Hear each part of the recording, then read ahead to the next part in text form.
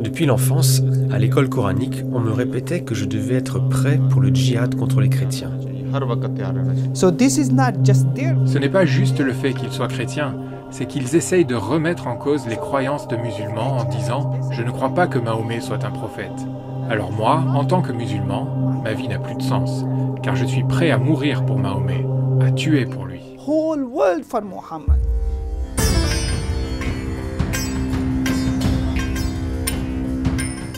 Le Pakistan compte 196 millions d'habitants. Il est dans l'index mondial de persécution des chrétiens depuis des années. C'est un des pays où les chrétiens sont le plus persécutés. Les 4 millions de chrétiens pakistanais bénéficient d'après la Constitution de la liberté de religion. Cependant, ils sont constamment en danger en raison de leur foi. Le christianisme est présent dans la région depuis la venue de saint Thomas au 1er siècle, mais il s'est largement développé avec la colonisation britannique. C'est pourquoi les musulmans considèrent que les chrétiens et le christianisme sont arrivés dans le pays à ce moment-là, avec les Britanniques. On nous apprend à l'école coranique que les chrétiens ne sont pas des Pakistanais. Et on le croit, parce qu'ils n'agissent pas comme des Pakistanais. On dit que ce sont des agents des pays chrétiens. Certains pensent que permettre aux chrétiens d'exister dans le pays, de les laisser se développer et avoir des églises, c'est donner la place à une foi impure. Les chrétiens au Pakistan, on les appelle intouchables, comme en Inde. C'est la caste la plus basse, la plus impure, la plus sale. Intouchables signifie qu'ils sont plus sales que des moutons. De nombreux chrétiens occupent les emplois dont les Pakistanais ne veulent pas. Nettoyeurs de rue, domestiques, ouvriers de four à briques. Beaucoup vivent un esclavage moderne. Endettés, ils dépendent totalement de leur employeur. Quand j'affirmais que le Pakistan est un État islamique, il y avait toujours des gens qui me répondaient « Je ne crois pas en Mahomet, ni au Coran ». Alors je les forçais à croire à l'islam. C'est comme ça que l'histoire de l'islam a commencé. Il s'est répandu par la force, pas par l'amour. C'est comme ça que je voyais les chrétiens. Je faisais pression pour qu'ils deviennent musulmans. Les chrétiens et les églises sont régulièrement la cible d'attaques. Les extrémistes islamiques mobilisent de grandes foules et les poussent à aller piller et brûler les quartiers chrétiens. En décembre 2017, 2 kamikazes sont entrés dans une église à Quetta. L'un des deux s'est fait exploser dans l'entrée de l'église alors que des centaines de personnes assistaient au culte. Ma famille était dans l'église au moment de l'explosion. Moi, je n'étais pas dans l'église. J'étais en route. J'ai essayé d'appeler ma sœur par téléphone. Elle ne répondait pas. J'ai appelé d'autres membres de l'église. Ils m'ont dit que l'explosion avait eu lieu à l'intérieur de l'église et non pas à l'extérieur. Je ne peux même pas vous décrire ce que j'ai ressenti à ce moment-là. J'étais très inquiet car ma famille ne répondait pas au téléphone. Je n'arrivais à joindre personne. Finalement, j'ai reçu un appel me disant que mon cousin était mort. Quand je l'ai appris, je n'ai pas pu retenir mes larmes. Je fréquentais cette église depuis mon enfance. Je ne peux pas vous décrire ce que j'ai vécu. Nous n'avons fait que nous serrer dans les bras et pleurer. On avait l'impression que c'était la fin du monde. Mon frère, qui avait 5 ans de moins que moi, est mort. Des méthodes plus subtiles sont aussi utilisées pour s'attaquer aux chrétiens. À cause de moi, des chrétiens sont encore en prison. Ce n'est pas facile de tuer quelqu'un. C'est plus facile de l'accuser de blasphème, de trouver 2, 3 personnes et de dire « On a trouvé des versets coraniques dans son sac ou chez lui. Il a touché le Coran alors qu'il est impur. Comment a-t-il pu oser toucher le Coran ?» La loi sur le blasphème désignée par la mention 295A, B et C du Code pénal pakistanais assure la protection des sentiments et croyances religieuses des musulmans pakistanais. Elle stipule que quiconque insulte ou parle mal de l'islam, de son livre saint, le Coran, et de son prophète Mahomet, doit être châtié. Et ce châtiment, c'est la mort.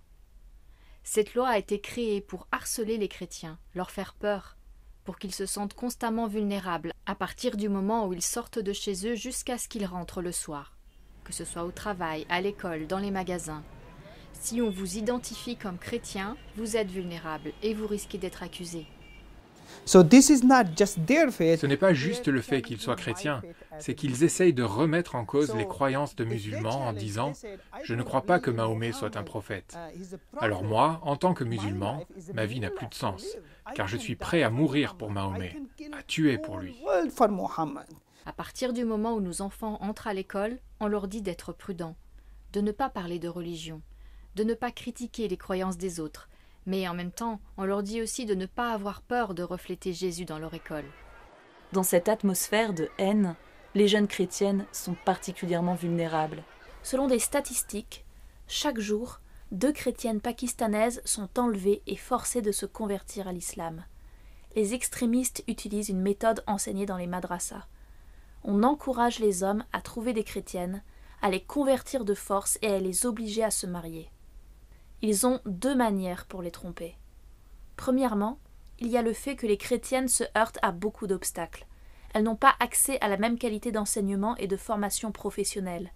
Elles voudraient pourtant travailler pour être des membres productifs de la société. Ainsi, on peut leur offrir des promotions, des bourses scolaires, des opportunités, à condition qu'elles renoncent à se dire chrétiennes. La seconde manière est de les kidnapper et de les forcer à se marier. Une fois mariées ou violées, ces chrétiennes pensent qu'elles ne peuvent plus retourner chez elles. Elles ont honte, elles se sentent mortes à l'intérieur.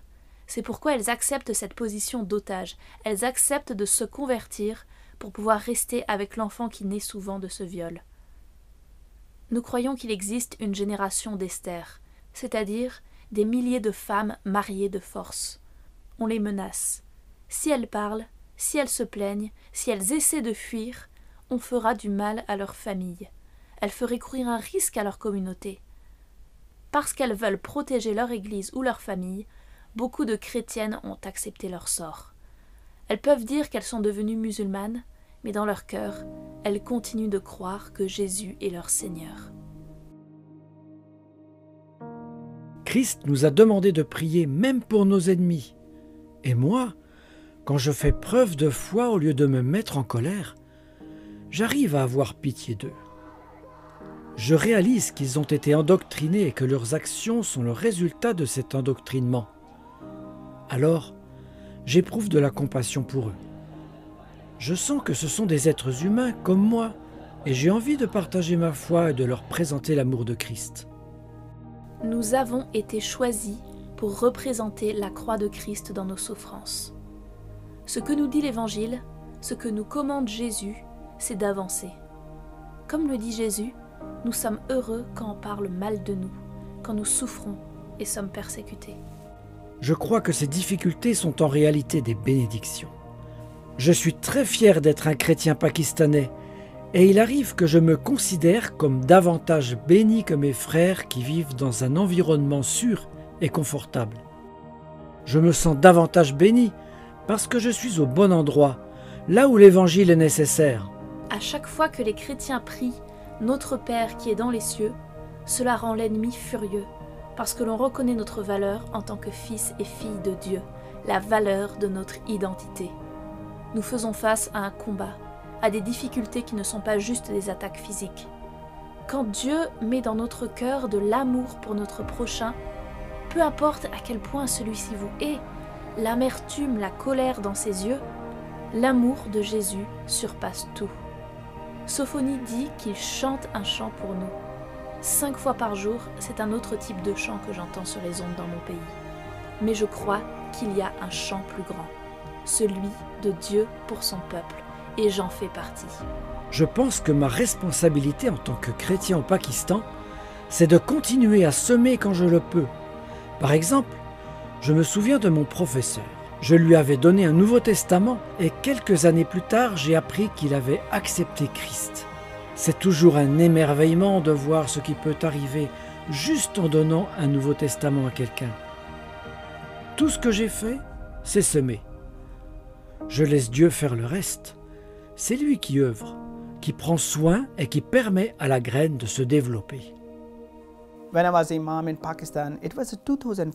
J'étais imam au Pakistan en 2004. Après le Ramadan, tous les musulmans font une grande célébration, comme dans le monde entier. Au Pakistan, la plus grande fête, c'est l'Aïd. Je suis sorti de chez moi, c'était le moment de la prière du matin, celle de 9 heures. Je suis sorti et j'ai vu un homme, un chrétien qui nettoyait la rue. Il avait des vêtements sales, des mains sales. Je l'ai regardé et je me suis dit, c'est un pauvre balayeur, parce qu'il nettoyait tous les jours. Je lui ai donné de l'argent parce qu'il était pauvre et que j'étais content. C'était un jour de célébration. Quand je lui ai donné l'argent, il a dit, « Imam, est-ce que je peux prier pour vous ?»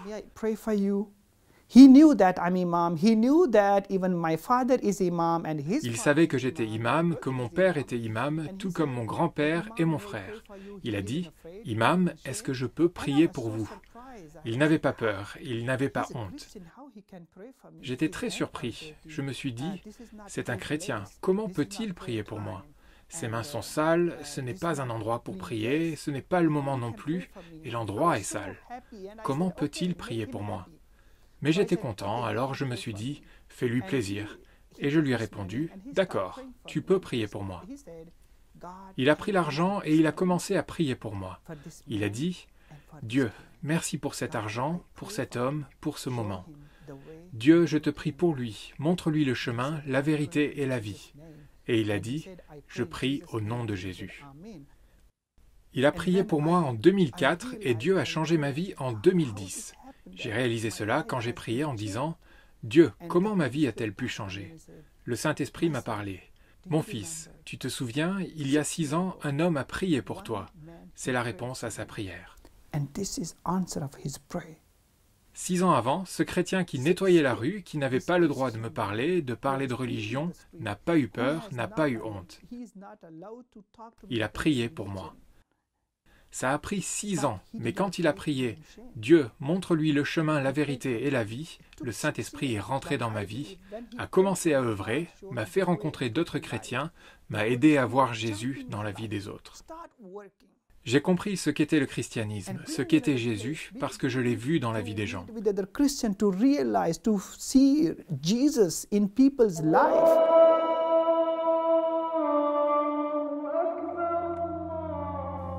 Un musulman qui décide de quitter l'islam et de suivre Jésus se met en grand danger. Plusieurs fois, des assassins ont essayé de tuer Haroun. Asif a donné sa vie à Christ après une visite de son oncle qui vit à l'étranger. Cela lui a pris des années pour trouver les réponses à la multitude de questions qu'il se posait. Il était très prudent. Mais un jour, il s'est finalement fait baptiser et ce choix n'est pas passé inaperçu. Les gens de mon village et ma famille ont arrêté de me parler. Ils ont coupé le contact. Ils ont essayé de me tuer, ils m'ont attaqué. Tous les jours, je me demandais quand est-ce qu'ils allaient m'attaquer. Je changeais souvent de chemin pour aller au travail. Un jour, j'étais en route pour le travail. J'ai arrêté ma mobilette et des gens sont venus par derrière et m'ont frappé avec une barre de fer. Ils ont commencé à me tabasser, ils m'ont même cassé la jambe. J'avais mal et des gens ont demandé « Pourquoi vous le frappez ?» Ils ont dit « Il s'est converti et on doit le tuer. » Ils m'ont frappé sauvagement. J'étais presque mort. Ils m'ont conduit à l'hôpital. C'est là que je me suis réveillé et j'ai vu des gens autour de moi. Avant que je sois attaqué, ma femme m'avait quitté. Ils sont allés voir ma femme et ils lui ont dit « Viens le voir parce qu'il va mourir. » J'aime ma femme. Quand j'ai vu ma femme avec ma petite fille, j'étais tellement heureux qu'elle soit avec moi. Asif fait semblant d'être bon musulman pour avoir le droit de vivre de nouveau avec sa famille. Mais dans son cœur, il prie toujours Jésus. Je peux faire comme si j'étais musulman, aller à la mosquée. Mais pendant les prières à la mosquée, je prie Jésus, parce qu'ils ne peuvent pas changer mon cœur. Ma femme m'a dit « Je sais que tu es un homme bon, que tu lis la Bible. Tu peux mentir aux autres, mais tu ne peux pas me mentir à moi. Tu n'étais pas musulman avant et tu n'es toujours pas musulman maintenant. » Elle a dit « Pour préserver l'honneur de ma famille, je ne peux pas vivre avec toi. Je sais que tu es bon, mais notre communauté nous maudit et ma famille aussi. »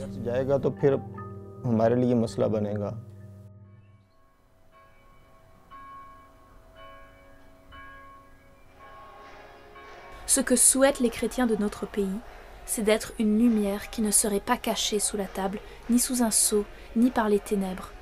On voudrait être connu comme un peuple qui montre l'amour de Christ, qui montre que ce qu'il a fait sur la croix peut nous conduire à la vie éternelle.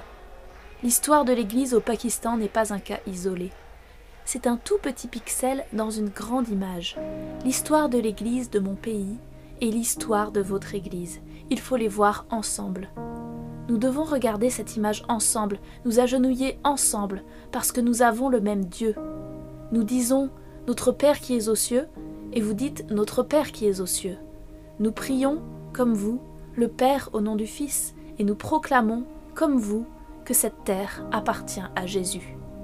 Dear brothers, chers frères et sœurs, priez pour mon pays, le Pakistan. Please pray for Muslim people. Priez pour les musulmans du Pakistan qui vivent dans les ténèbres et ne connaissent pas la vérité. And they don't know the truth. Priez que Dieu ouvre leur cœur, qu'ils connaissent la vérité, qui est Jésus. The truth, which is Jesus. Ce que je peux vous demander, c'est de prier pour nous, pour que nous restions enracinés en Christ. Priez pour nos pasteurs et nos églises, que Dieu nous fortifie et nous rapproche de Christ. Please pray for Christian people who are in prison. Priez pour les chrétiens qui sont en prison. Priez pour que même en prison, l'Esprit Saint prenne soin d'eux, que Dieu prenne soin d'eux. Priez qu'ils retrouvent la liberté et qu'ils louent Dieu. Priez pour les chrétiens au Pakistan parce qu'ils sont persécutés tous les jours à cause de leur foi. Because they are persecuted every day because of their faith. Quand nous sommes cernés par la mort, la destruction, le désespoir, nous avons besoin de vos prières. Quand vous parlez à Dieu de ses enfants, ses fils, ses filles au Pakistan qui ont besoin des prières, Dieu, instantanément, par le pouvoir de son Saint-Esprit, nous permet de tenir ferme. Approchez-vous de Jésus, tombez à genoux, priez pour nous, et nous pourrons tenir. Priez pour le Pakistan. S'il vous plaît, priez pour les chrétiens du Pakistan.